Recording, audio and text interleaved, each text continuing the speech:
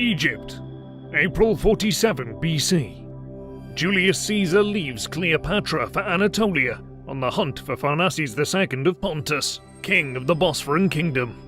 He arrives with one thing on his mind: to wreak revenge for the atrocities Pharnaces has committed against Caesar's countrymen.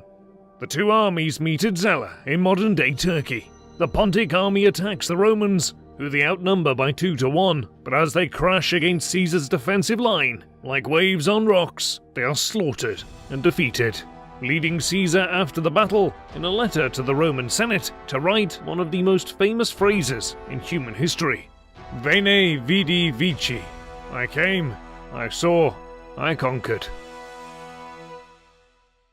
Many thanks to our sponsor, Rise of Kingdoms, an epic mobile-based RTS game with unrivaled degrees of freedom. Choose from 11 historical civilizations, with commanders such as Gaius Marius, Cleopatra, and Julius Caesar himself, along with their own unique units to conquer rival kingdoms. Explore a zoomable, seamless world map, and expand your domain by building up your cities and forces, progressing from a clan to a kingdom, and ultimately, an empire. Simply click the link in the video description and enter the special promo code before the 31st of April and start your campaign with a free bonus bundle of a silver key, gems, wood, and food.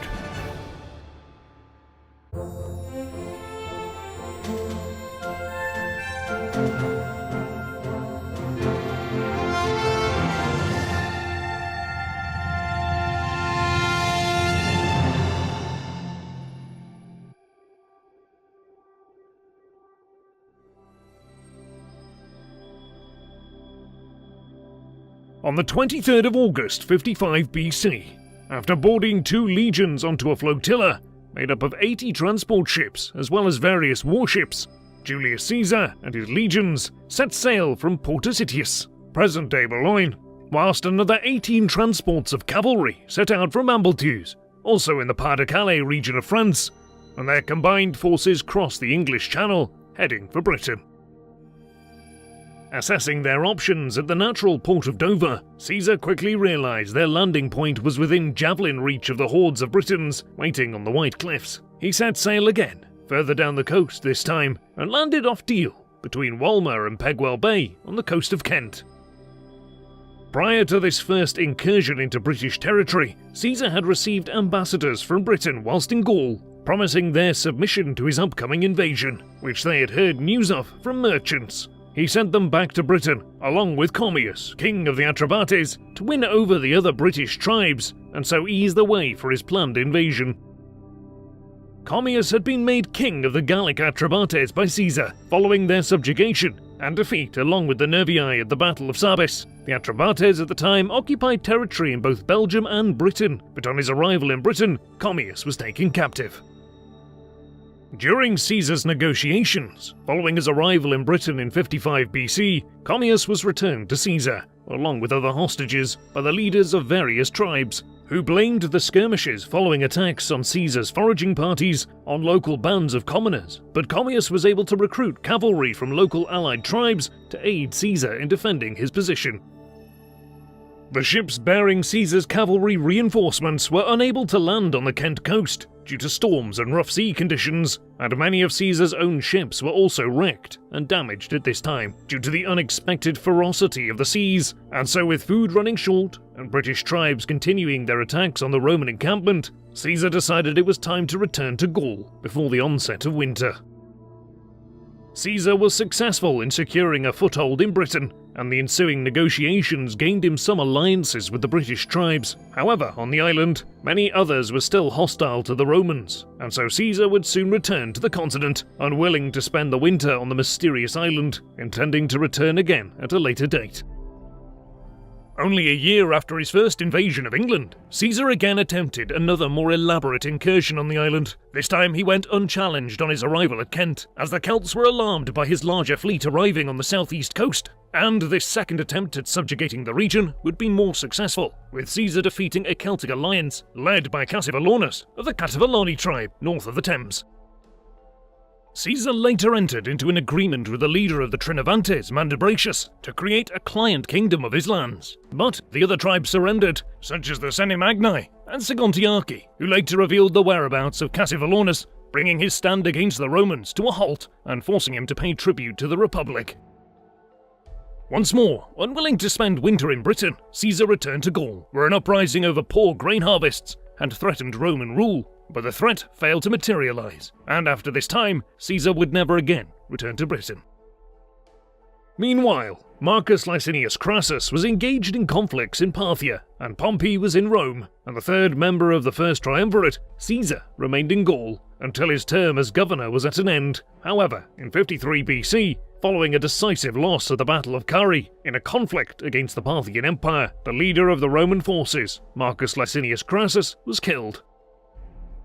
It could be said that it was Crassus who had held the triumvirate together, as his political connections and great wealth balanced the political aspirations of the other two members, and his influence acted as a check on them, and so it was that on his death, the first triumvirate ended. Even before Crassus's death, the ties between Caesar and Pompey had begun to fray with the death of Caesar's daughter and Pompey's wife, Julia, in 54 BC, when she died giving birth, which according to Seneca, Caesar heard the news of whilst in Britain, and soon afterwards, Caesar offered Pompey the hand of his great niece in marriage to maintain the political alliance between the two, but Pompey declined. Thus, with the death of Julia, the familial alliance between Pompey and Caesar was ended, which would have been good news for the Optimates, and especially Marcus Tullius Cicero and Cato the Younger, who opposed Caesar and his party, the Populares, at every step. And so it was then that Pompey changed his allegiance and sided with the representatives of Rome's aristocrats, the Optimates, and instead came to oppose Caesar. What followed was unrest and discord in Rome, and an eventual power struggle between the remaining members of the triumvirate, Pompey and Caesar. The situation, along with the lack of Crassus's restraining influence on the two men, would eventually result in civil war in Rome. In 52 BC, Pompey married Cornelia, a daughter of one of Caesar's political opponents, Quintus Caecilius Metellus Scipio. She was far younger than Pompey, and the marriage was seen by the people as a distraction from the crisis going on in Rome at the time, and as such inappropriate. In addition, his unpopularity was growing because he was seen as biased in his pronouncements over trials. Meanwhile, in 52 BC, whilst Rome was in turmoil, Caesar had been forced to remain in Gaul as a rebellion had broken out amongst the Gallic tribes against the Roman invaders. This was led, amongst others, by Vercingetorix, a noble and later king of the Arverni tribe, who had risen up against the nobles of his own tribe, who adopted a policy of avoidance of Caesar and his forces. Vercingetorix had initially rallied support to fight the Romans, but was expelled from Gergovia. So he raised an army, returned to Gergovia, expelled his opponents, and was declared king of the Arverni, forming allegiances with many of the other Gallic tribes, and leading the Gallic offensive against the Romans. To counter this insurrection, Caesar was aided by Rome's allies, the Aedui people, at the Battle of Gergovia, and although Caesar had persuaded the Aedui leaders to join him, they were tempted by Arverni emissaries with promises of wealth, resulting in them turning on the Roman forces and attacking their supply chain. Caesar then surrounded and defeated the Aedui rebels, and regaining their loyalty, they joined him in the offensive. But Vercingetorix took advantage of this Roman Aedui confusion and ordered a cavalry charge, which inflicted huge losses on the Roman force, and following this defeat, Caesar was forced to retreat northeastwards, in the direction of Aedui territory, marking Caesar's first defeat of the Gallic Wars. Vercingetorix was declared king of the Arverni following his victory at the Battle of Gergovia. He was a harsh leader who imposed strict discipline on his troops and took hostages. He adopted a scorched earth policy, whereby he would burn strongholds of his countrymen to stop the Romans replenishing their supplies. And after the Battle of Gergovia, he burned the lands on his march north to meet Caesar once again. Later in 52 BC, Vercingetorix was persuaded to spare the capital of the Bituriges at Avaricum from burning, as the inhabitants protested that the town, one of the largest Gallic cities in the region, had strong defences and an easily defended position, so he camped outside the town's limits instead, before moving on. However, when the Romans did arrive and lay siege to Avaricum, the fortress fell and the Romans captured the capital. During the capture of Avaricum, the Romans overpowered their defences and massacred almost 40,000 men, following a long standoff against the Gauls, who fought to the death, unwilling to give up their homelands. And following this, Caesar fed and rested his men at Avaricum until early June, when he marched north and met Vercingetorix again at the Battle of Alesia in eastern Gaul, where the Gallic king and his army were besieged by Caesar, marking the last significant confrontation of Vercingetorix's uprising. Alesia was a fortified settlement on a high hill with rivers to two sides, and so, as its defences were so strong, Caesar decided to form a blockade around the settlement and besiege it over several days, starving the 80,000-strong army, along with the civilians who lived there. To do this, his forces built 10 miles of fortifications with 24 redoubts, or towers, around Alesia, consisting of a rampart with 11-foot-high palisades. Behind this were battlements with openings for shooting through, and wooden breast-height screens with stakes to prevent scaling. Growing increasingly desperate, Vercingetorix sent for relief forces from neighbouring tribes, and when Caesar heard of this, he ordered the construction of an outer ring of fortifications and the digging of 3 trenches, one far from the defences, which was manned to alert of nighttime or surprise attacks, one inner trench, a trap disguised with twigs and branches, and the one closest to the fortifications was filled with water from the river. But before long, with food running short, the old and sick of the town were forced to leave the settlement, and Caesar refused to give them sanctuary, sealing their doom.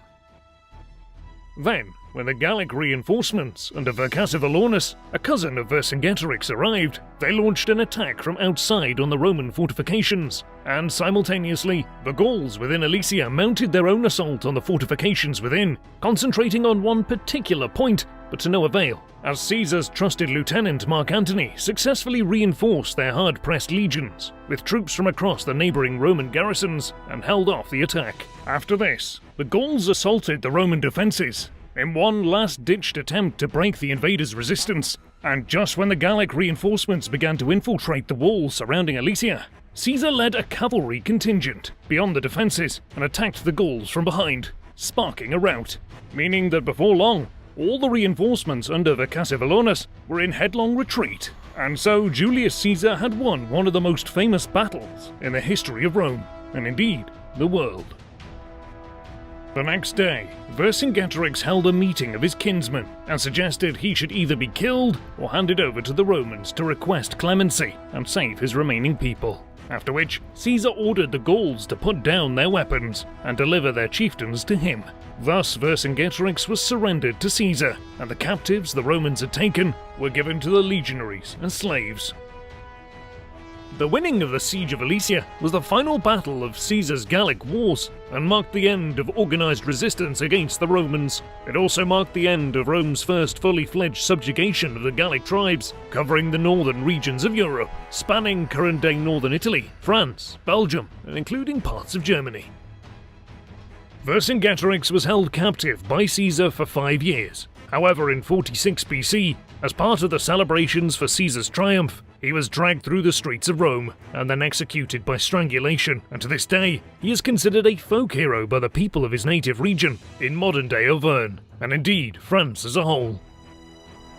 Although some versions of history suggest that the tribes of Europe were nothing but savages, they were in fact well-organised, powerful, and wealthy, making Caesar's successes across Europe all the more remarkable, as Rome's territories were effectively doubled in size with the subjugation of Gaul, as historians estimate that up to 2 million people were killed and enslaved during his conquest of modern-day France that has, over the centuries, become the stuff of legend. And with the victory at Alesia, the Gallic Wars were now all but over, and Caesar's thoughts turned to Rome.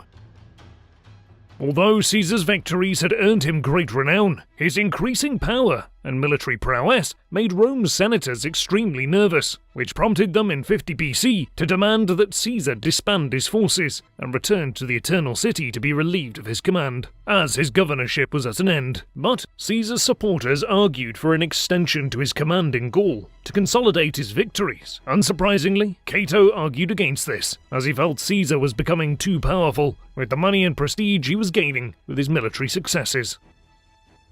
On the other hand, Pompey initially supported Caesar and backed him standing for the post of consul in absentia, or while still in Gaul, but Cato insisted he must return as a private citizen to stand for office. But Caesar would not give up his command, as he feared the move was a ruse to have him arrested as soon as he relinquished his military immunity. Subsequently, Pompey accused Caesar of treason and failing to follow orders. Once his conquest of Gaul was complete, Caesar chose to return to Rome, and feeling he had been backed into a corner, he had no other option but to enter into conflict with his opponents. He famously crossed the Rubicon River in northern Italy and invaded his own country on the 10th of January 49 BC, marking the beginning of the Civil War. In crossing the Rubicon, Caesar had legally committed treason, as he had refused to return to Rome without his army as the Senate had requested, which ultimately brought civil war to Rome. And on crossing the river, Suetonius records that Caesar quoted the Athenian playwright Menander in Greek, stating, "Alia iacta esto," or "let the die be cast," showing he knew there was now no going back.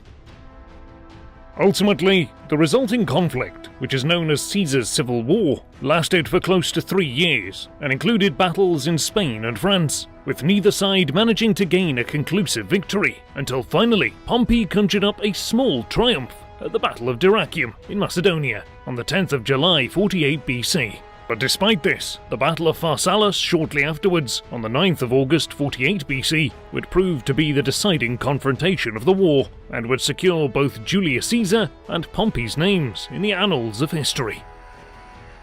In the lead-up to the confrontation, Caesar's forces were at a considerable disadvantage, as they were exhausted and had meagre provisions after the Battle of Dyrrhachium, their numbers totaling 22,000 legionaries in 80 cohorts, whereas Pompey's own forces were comprised of 40,000 men in 11 legions, or 88 cohorts, with auxiliary infantry and between 3,000 and 6,000 cavalry, who greatly outnumbered Caesar's own horsemen. After taking up a strong position, Pompey ordered his forces to wait for Caesar's army to approach, and so Caesar's front two lines of infantry, led by Mark Antony and Gnaeus Domitius Calvinus, started an advance, stopping to rest and regroup once within javelin throwing distance, before continuing and meeting Pompey's legions in a fierce and bloody melee. After this, Pompey's cavalry on his left flank was ordered to attack Caesar's own cavalry, who they greatly outnumbered, successfully pushing them back. But when they attempted to wheel around and behind Caesar's army, they were confronted by hidden legions, who used their javelins as spears to halt their foes, and were soon routed as a result. And so, with his enemy's left flank wide open, Caesar's hidden legions outflanked Pompey's army, whilst his battle-hardened veterans in his third line reinforced his centre, eventually causing Pompey's legions to break rank and flee the battlefield, granting Caesar both victory in the battle and the war. Pompey then fled to Egypt, where he was ultimately assassinated in September 48 BC, on the orders of the eunuch advisor of Ptolemy XIII, Theos Philopator, of the Ptolemaic dynasty, 13-year-old brother of Queen Cleopatra, who had ruled with her jointly as husband and wife since 51 BC, before he deposed his sister queen and forced her to flee to Syria in the spring of 48 BC. Caesar followed Pompey to Egypt, leaving his general Mark Antony, who had served him faithfully, in control of Rome. However, by the time Caesar arrived in Egypt, Pompey had already been assassinated, and Caesar was presented with Pompey's head and seal ring, which Caesar received in tears, putting his assassins to death in an act of revenge.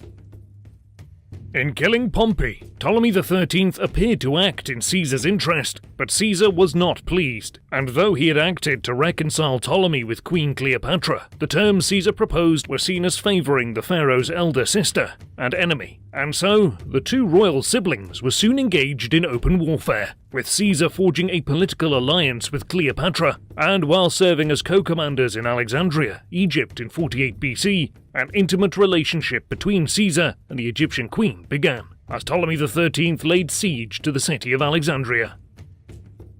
Alexandria withstood Ptolemy's forces, who besieged the city for several months, through until the spring of 47 BC, when Caesar was relieved by Mithridates of Pergamum, culminating in the Battle of the Nile, where Ptolemy was defeated and drowned trying to cross the river. Following this victory, Cleopatra gave birth to Caesar's alleged son, Caesarion, who was formerly known in Egypt as Ptolemy XV Caesar, and she later ruled as co-regent with her surviving younger brother as Queen Cleopatra VII.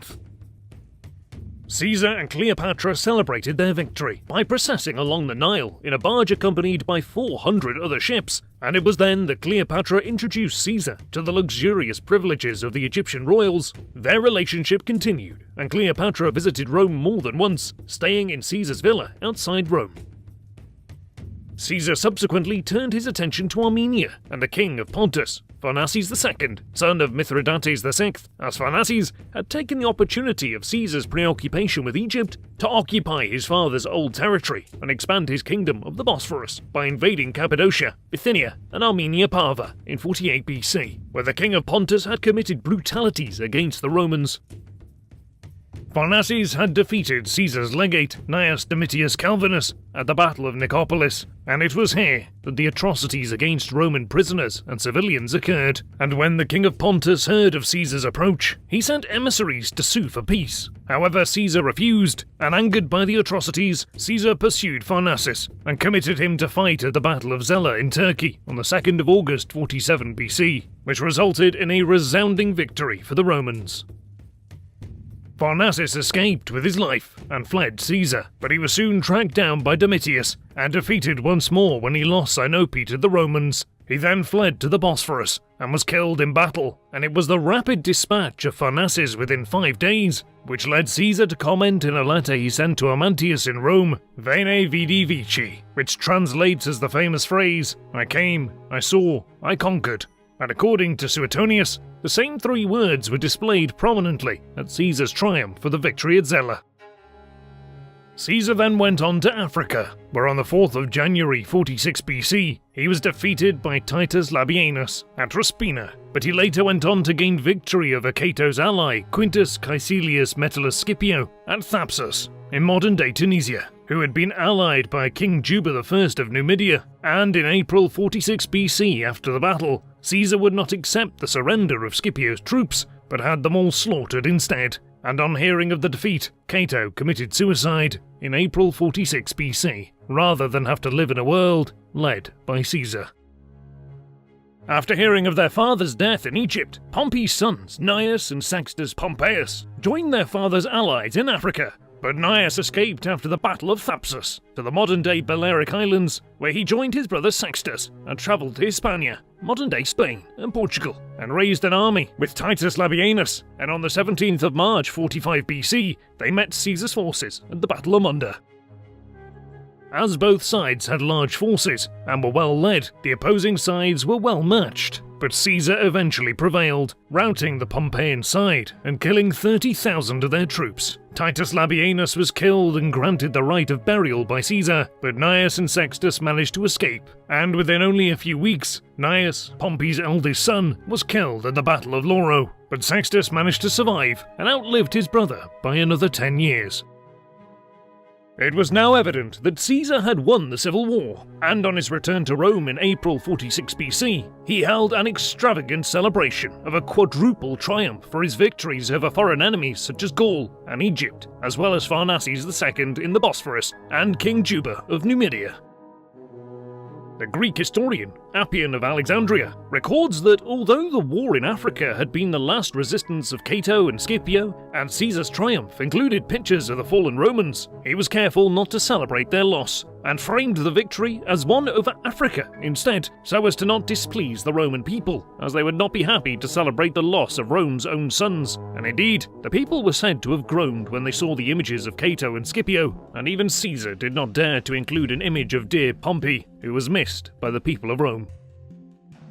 After the triumph, Caesar distributed money to the people. He gave 5,000 denarii to each soldier, 10,000 denarii to each centurion, 20,000 denarii to each military tribune and prefect of cavalry, plus 100 denarii to every member of the plebs. He also built the temple of Venus Genetrix, as he had vowed to do so on the eve of the Battle of Pharsalus. He had a precinct built around the temple and placed a statue of Cleopatra next to the statue of Venus for all to see.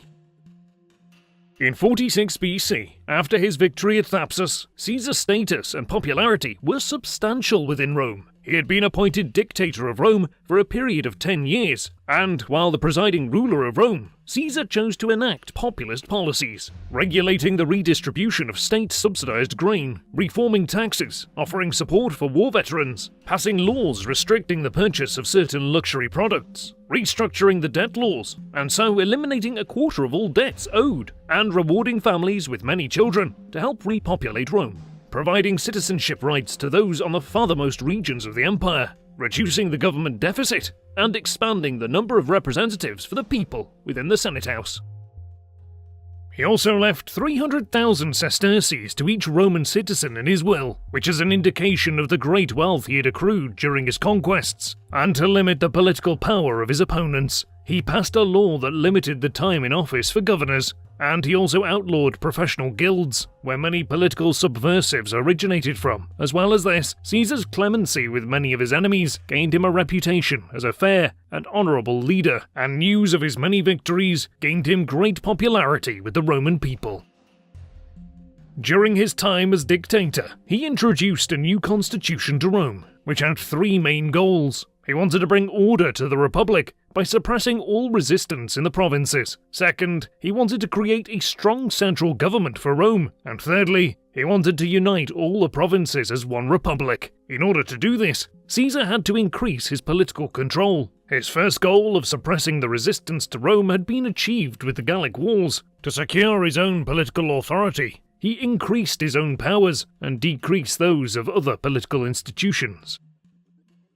It was January 45 BC that Caesar implemented his most important reform, when he commissioned the Julian calendar. The Roman calendar at the time was governed by the movement of the moon. Caesar replaced it with the Egyptian calendar, which was based on the sun, and was astonishingly accurate, and he set the year length to 365.25 days, and adjusted for the quarter day by adding a leap year every 4 years, which had an extra day in February. It began on the 1st of January 45 BC, and would remain in use until it was replaced by the Gregorian calendar during the early modern era in 1582. But up until then, it had been the most accurate calendar produced by the ancient world. Caesar also announced his heir to the Julian dynasty in 45 BC, as his sister Julia's grandson, Gaius Octavius, commonly known as Octavian, later becoming Augustus Caesar, who Caesar adopted as his own son, leaving him vast estates and wealth in his will, and Caesar also declared that if Octavian were to die before Caesar, then Decimus Junius Brutus Albinus, who was loved by Caesar as a son, would be the next to succeed. Caesar was well received by many in Rome, especially those from the outer provinces, who he placed into central government to elevate his influence. He received a number of accolades during this time, including an imperator for his success as a general, and he was also made responsible for presiding over the Senate as consul. And in February 44 BC, 1 month before his assassination, he was appointed dictator of Rome for life, or dictator perpetuo. And as such, Caesar became the de facto ruler of the Republic, which means ruler in reality, rather than as prescribed by law. And also, at this time, he was declared Pater Patriae, or Father of the Fatherland, and the month of Quintilis was renamed as July in his honour.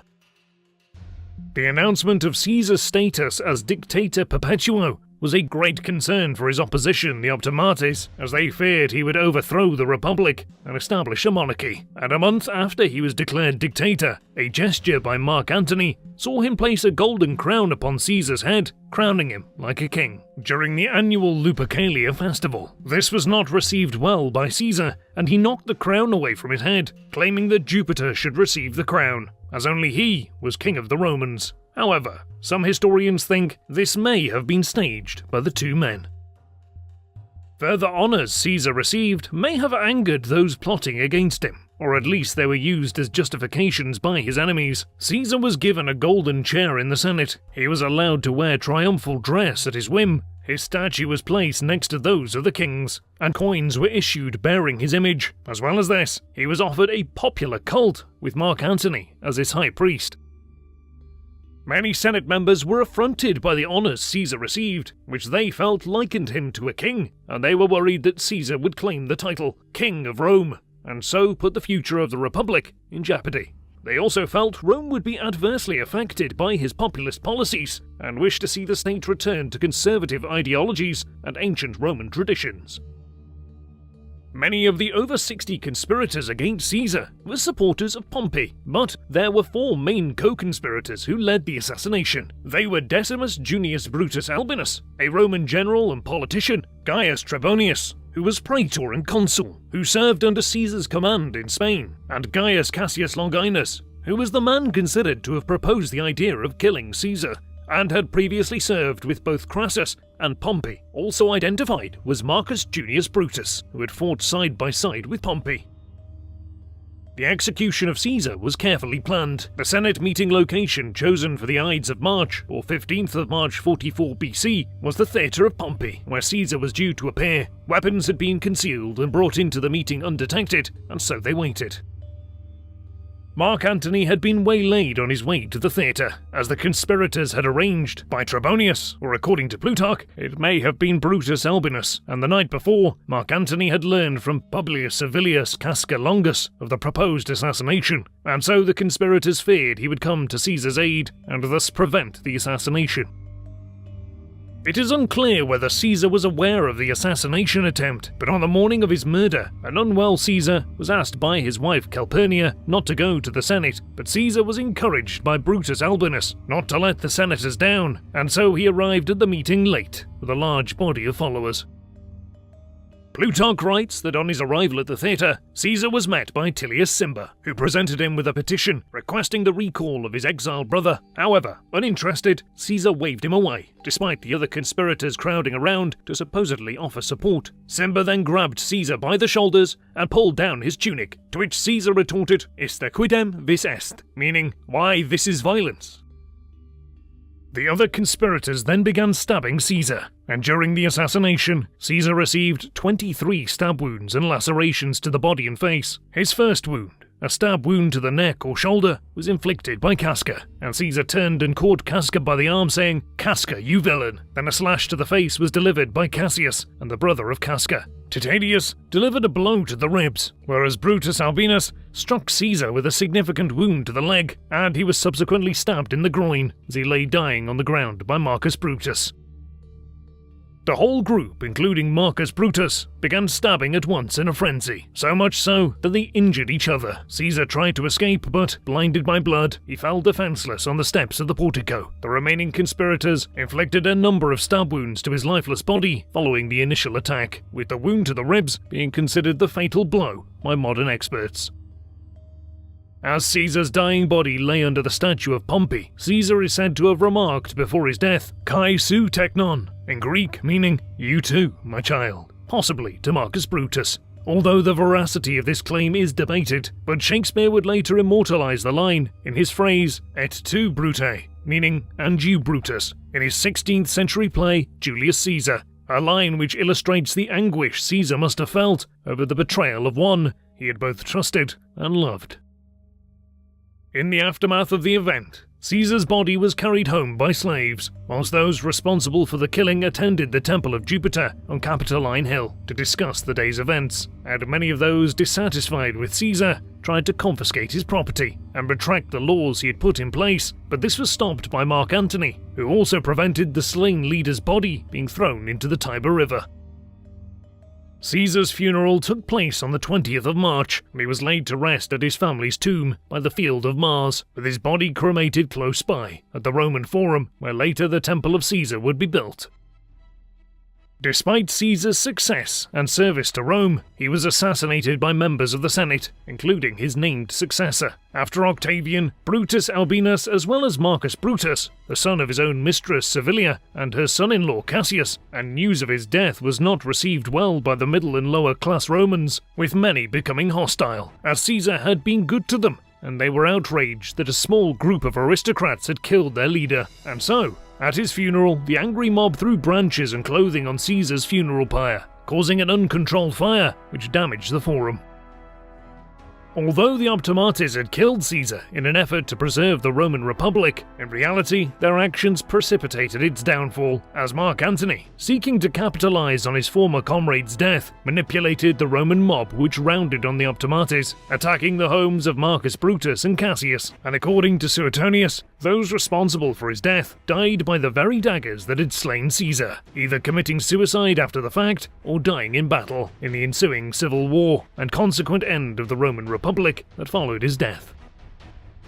Ultimately, it would be Julius Caesar's named heir Octavian who would seize his adopted father's mantle and end the Roman Republic, as after he and Mark Antony defeated Cassius and Marcus Brutus at the Battle of Philippi in Macedonia in 42 BC. A power struggle then erupted between Octavian and Mark Antony and his lover Cleopatra, from which Octavian also emerged victorious at the Battle of Actium in 31 BC, paving the way for the suicide of Mark Antony and Cleopatra, ultimately resulting in Octavian proclaiming himself Rome's first emperor Augustus in 27 BC. In Caesar's time, senior politicians made their name by conquest. He was not born to rule, nor was he expected to become the sole ruler of Rome, or play a major role in the fall of the Roman Republic, but his militaristic skill and political intelligence made him excel in his chosen path, and secured his destiny as arguably the greatest ever leader of Rome. Indeed, many consider Julius Caesar to be not only one of the most resourceful, intelligent and cunning politicians in human history, but he is also considered to be one of the greatest military leaders that has ever lived, as the strategic and tactical brilliance he displayed has been studied and written about by countless kings, generals, politicians and writers over the last 2 millennia.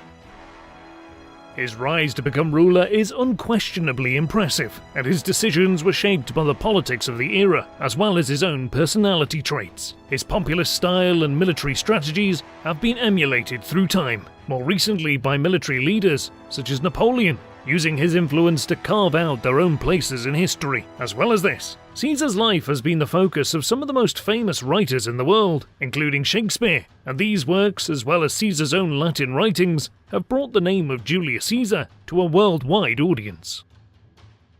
What do you think of Julius Caesar? Was he a power-hungry schemer with a god complex? Or was he an ardent social reformer for the poorest citizens of Rome and the greatest political and military mind the world has ever seen? Let us know in the comments section, and in the meantime, thank you very much for watching.